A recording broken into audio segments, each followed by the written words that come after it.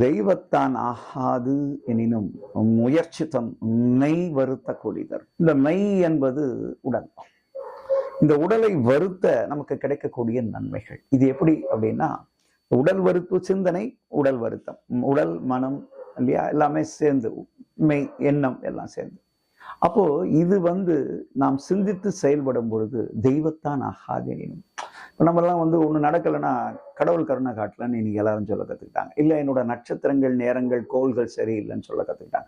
எப்போ அடுத்தவங்க மேலே நம்ம பழியை சுமத்துறோமோ அன்னைக்கே நம்ம தோத்துட்டோம்னு அர்த்தம். அதனால தான் வள்ளுவர் சொல்றாரு, அவர் தெய்வத்தை கேடல, தனி மனிதன் தன்னுடைய முயற்சியை அறியாமல் பிறவற்றின் மீது பழி சுமத்துகிறானே அந்த நிலை மாற வேண்டும். அதனால்தான் சொல்றாரு, தெய்வத்தால முடியாதுன்னு ஒண்ணு இல்லப்பா, அப்படின்னு ஒண்ணு இருந்தா கூட உன்னுடைய முயற்சியால் அதை நீ முறியடித்து முடித்து விட முடியும்.